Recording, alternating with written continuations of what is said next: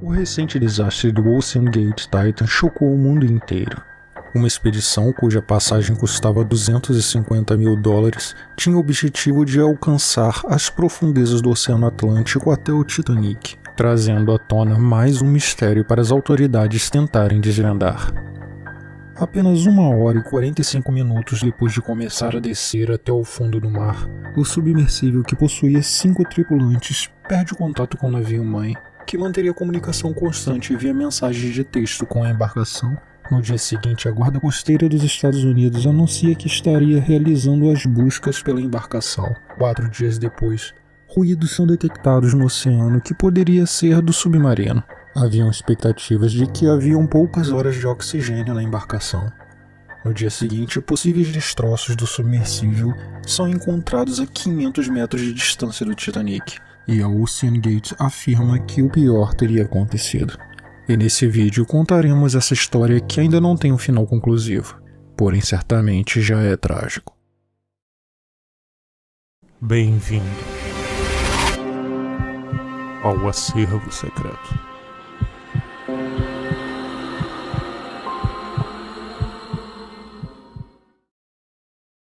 A expedição teve início ao atingir 9,1 metros de profundidade. Uma curiosidade interessante é saber que geralmente os mergulhadores conseguem atingir até 40 metros de profundidade quando usam equipamentos profissionais.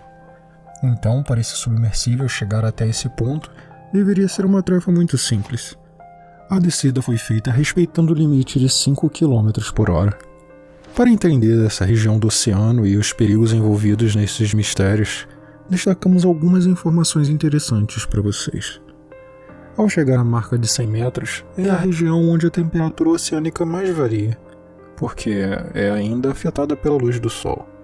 Ao chegar à marca de 200 metros, conhecida como zona crepuscular, é onde a incidência de raios solares passa a penetrar bem menos, e onde a vida marinha, que depende da fotossíntese, começa a diminuir. As orcas, por exemplo, conseguem chegar no máximo a 210 metros de profundidade.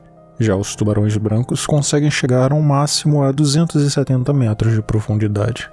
Já um submarino militar costuma chegar de 300 até 400 metros de profundidade. Em 426 metros é onde normalmente encontra-se o atum. A 564 metros, os peixes-espada. E a 660 metros é a profundidade máxima onde são encontrados os recifes de coral. A essa profundidade, devido à falta de luz, a bioluminescência aparece em alguns seres vivos que habitam essa região. Além disso, os olhos dos peixes tendem a ser maiores e voltados para cima. A 800 metros de profundidade, apesar de parecer muito para nós seres humanos, é onde vivem 90% dos animais marinhos.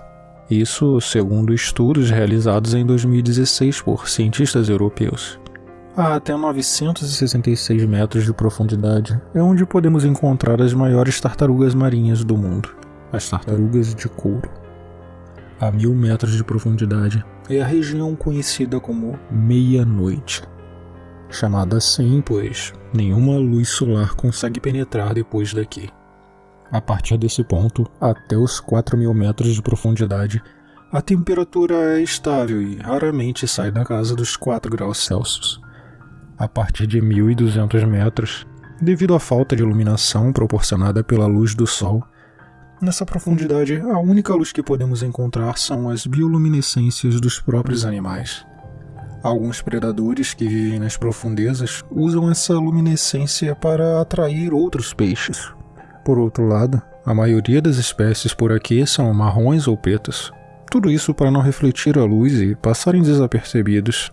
E até 2.550 metros de profundidade que podemos encontrar as baleias cachalote, que é uma das poucas espécies de mamíferos que conseguem chegar até essa profundidade. Na região de 2.700 metros é onde vive a lula colossal. Essa criatura rara pode passar dos 14 metros de tamanho na sua fase adulta. A 3.600 metros de profundidade é a região onde a maioria dos oceanos do mundo tem o seu fundo.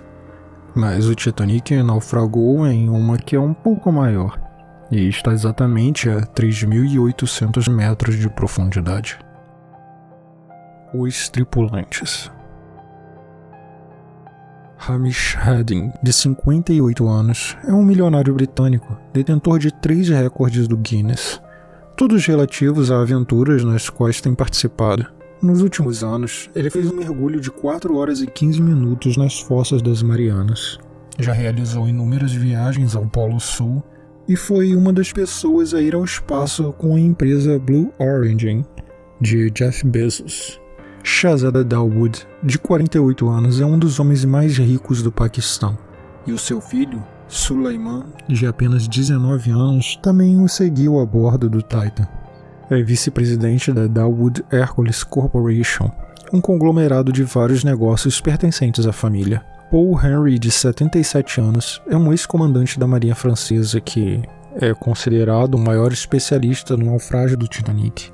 O francês fez parte, em 1987, da primeira expedição para recuperar objetos do navio, e desde então liderou várias visitas ao local, supervisionando a recuperação de 5.000 artefatos. Stockton Rush, de 61 anos, era o CEO da OceanGate Expeditions, a empresa que organizou a viagem.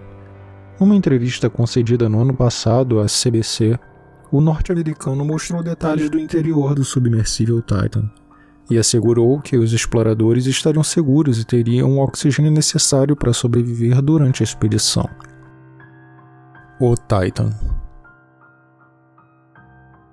O Titan, que é descrito no site da firma como inovador, por ser mais leve e mais econômico, tem capacidade de carga útil de 685 kg, sendo movido por 4 propulsores elétricos. Já a autonomia é de cerca de 96 horas, o que torna curto o tempo restante para o resgate dos que se encontram dentro do veículo. A OceanGate ainda diz que o Titan era o maior de todos os submersíveis de mergulho profundo, e destacava especialmente a tecnologia usada como tendo uma visão incomparável do oceano profundo. O veículo ainda usava a tecnologia satélite Starlink da empresa SpaceX de Elon Musk para se comunicar. Embora não seja claro se a falha existente esteja relacionada com algum problema da plataforma. Embora a parte dos destroços encontrados a 500 metros do Titanic tenha sido confirmada pela empresa como parte da estrutura do submersível, a cabine onde estão os tripulantes até o momento da gravação desse vídeo não havia sido encontrada. Teorias. Os especialistas colocam em cima da mesa várias hipóteses. As mais faladas até o momento são de que o Titan pode ter ficado preso entre os destroços do Titanic. Outro cenário seria de que havia havido uma falha de energia, algum problema com o sistema de comunicação do submersível ou uma avaria que alagou o veículo com água e o teria empurrado para o fundo do oceano, fazendo com que o sistema de segurança que infla e leva o submersível para a superfície deixasse de funcionar. Uma outra teoria levantada é que o casco do submersível estava desgastado devido aos sucessivos mergulhos que foram feitos ao longo do tempo e não tiveram um reparo feito de maneira efetiva. O processo de pressurizar e despressurizar o casco vai criando deformações e trincas, e esse processo pode ter acumulado danos ao casco, e portanto, uma avaria que representasse 1% de dano ao casco já seria suficiente para reduzir a profundidade máxima da embarcação em 50%. Logo, a qualquer momento em que o submersível possa ter sofrido uma pequena colisão que seja, já poderia ser fatal quando alcançasse altas pressões durante a descida. Essa é a teoria mais aceita até o momento. Uma falha no casco teria causado uma implosão catastrófica do submersível devido às altas pressões que são geradas no fundo do oceano. Acredita-se que essa falha tenha implodido o submersível pouco tempo depois de ele ter começado a descer, já que nesse momento não havia por perto sonares para detectar os ruídos subaquáticos gerados pelo desastre. Contudo, um fato curioso ocorrido antes de encontrarem os destroços foram os sons subaquáticos captados por um avião militar canadense de busca, o P-3. Esse fato gerou uma corrida contra o tempo, porque acreditavam que esses sons estavam sendo gerados pelos tripulantes, batendo no casco da embarcação com o intuito de tentar ajudar no seu próprio resgate, antes que o seu oxigênio acabasse. Foram detectados sons de batida de 30 em 30 minutos. O retorno acústico foi registrado por dispositivos de sonar adicionais debaixo da água do Atlântico Norte. Diversos esforços foram empregados no intuito de seguir essa pista, mas Algum tempo depois, a guarda costeira informou que a investigação sobre esses ruídos produziram resultados negativos, visto que o robô subaquático Victor 6000, enviado para as buscas, havia encontrado partes da embarcação, levando todos a crer que não havia mais esperança de encontrar qualquer sobrevivente. Até agora, não se tem ideia do que teria sido esse sinal que estava sendo enviado de 30 em 30 minutos, tornando ele parte do mistério. Embora a busca pelo desconhecido e a sede de aventura estejam profundamente enraizadas na natureza humana, é fundamental reconhecer que existem limites e riscos inerentes a certas empreitadas. A exploração de locais como os destroços do Titanic envolvem desafios significativos como a imprevisibilidade das condições marítimas, a vastidão dos oceanos e a falta de oxigênio em grandes profundidades. Esses fatores, por si só, já representam perigos substanciais. No entanto, muitos indivíduos continuam a subestimar essas ameaças e se arriscam em expedições que desafiam a lógica e a prudência. A busca pela satisfação pessoal e a curiosidade muitas vezes eclipsam a razão, levando as pessoas a correrem riscos desnecessários, colocando suas vidas em risco e também a vida daqueles que acompanham. A história humana é repleta de exemplos que ilustram a incrível teimosia inerente ao ser humano. Mesmo diante de perigos evidentes e riscos eminentes, algumas pessoas insistem em desafiar a sabedoria convencional e se aventurarem em empreitadas perigosas. A atração exercida pelos destroços do Titanic é magnética, uma vez que esse emblemático navio é um ícone da história marítima e desperta um fascínio indescritível. No entanto, a tentativa de visitar esse local fatídico carrega consigo riscos inegáveis. A imensidão dos oceanos, as profundezas abissais e as condições adversas fazem dessa expedição verdadeiras empreitadas de alto risco. Infelizmente, mesmo diante de todas as precauções e advertências, alguns aventureiros teimosos se arriscam nesse empreendimento perigoso. Os resultados muitas vezes são trágicos, quando essas explorações resultam em acidentes fatais e vidas preciosas são perdidas. Essas tristes ocorrências nos lembram da fragilidade humana perante as forças da natureza e o quanto nossas ambições e curiosidades podem se transformar em nosso maior inimigo.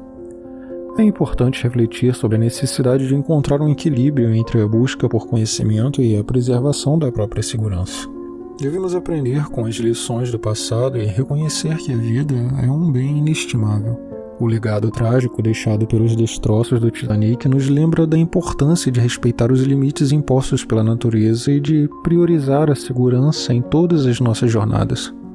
Somente assim podemos garantir que a nossa busca por conhecimento e exploração sejam sempre acompanhados pela sensatez e pelo respeito à vida, evitando repetir os erros trágicos do passado. A tragédia do Titan é um lembrete doloroso das consequências trágicas que podem resultar da irresponsabilidade humana em face de um perigo conhecido. É crucial que cada indivíduo avalie cuidadosamente os riscos envolvidos em qualquer empreendimento e tome decisões responsáveis, considerando não apenas suas próprias vidas, mas também o impacto que suas ações podem ter naqueles ao seu redor. I'd like to be remembered as an innovator. I think it was General MacArthur said, "You're remembered for the rules you break." And I've broken some rules to make this. I think I've broken them with logic and good engineering behind me. The carbon fiber and titanium, there's a rule you don't do that. Well, I did. It's picking the rules that you break that are the ones that will add value to others and add value to society. And that really, to me, is about innovation. It's not invention. Innovation is when you take an invention and you make it, accepted broadly.